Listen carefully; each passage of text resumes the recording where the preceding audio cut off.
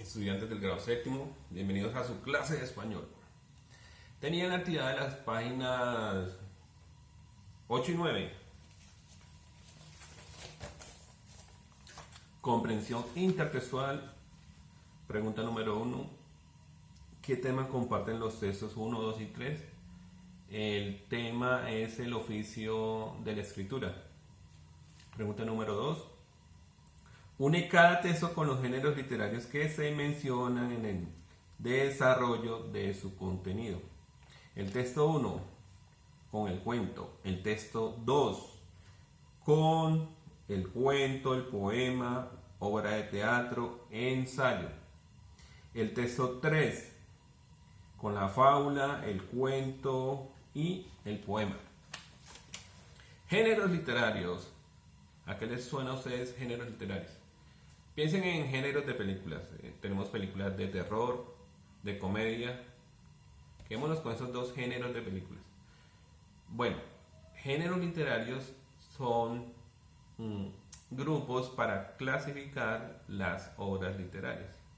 Así como existe el género de películas de terror y el género de películas de comedia, para poder clasificar las películas, existen géneros literarios para clasificar las obras literarias.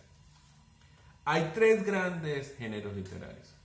Estos géneros están desde el inicio de la literatura, los cuales son género narrativo, género lírico y género dramático. Hay un nuevo género, tiene como unos 2 siglos, que es el ensayo. ¿Qué es un ensayo? Es un escrito que se hace con la finalidad de sentar posición sobre algún asunto. Los textos 2 y 3 son ensayos, sientan posición sobre la escritura. Por ejemplo, el texto 2 dice que para ser un escritor toca ser un buen lector. Esa es la posición de este escritor. Bueno, entonces, otra aclaración. Acá aparece fábula y cuento.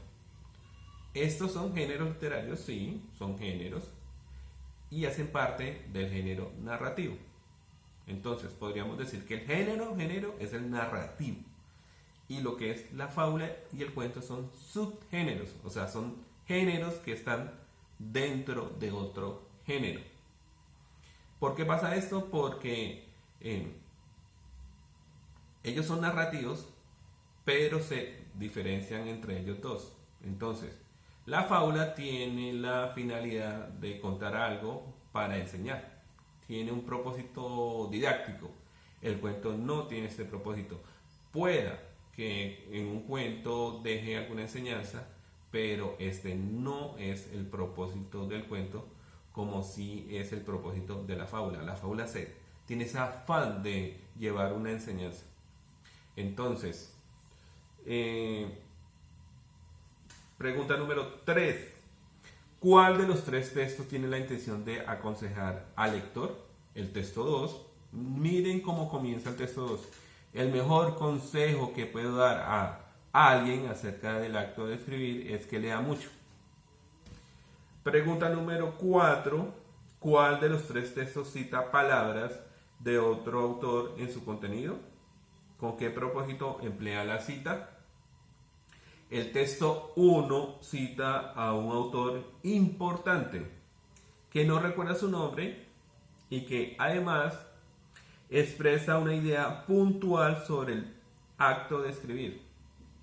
El autor la emplea para ilustrar la importancia del inicio y del título en un escrito. Pasamos a la página 9. ¿Cuál de los 3 textos tiene la intención de narrar una historia? Bueno, las 5 son 2 preguntas en una. Son 2 preguntas. Entonces, voy primero a la primera. ¿Cuál de los 3 textos tiene la intención de narrar una historia? El texto 1 es el único que tiene la intención de narrar una situación alrededor de la escritura vivida por un escritor. La pregunta 2 que está dentro de la pregunta 5 es: ¿qué elementos de dicho texto permiten clasificarlo como narrativo? Los elementos es que hay una sucesión de hechos. O sea, el primer hecho es que, miremos el texto, es que él declara: quiero escribir un libro. Entonces dice: no pienso en otra cosa, leí una entrevista con un autor.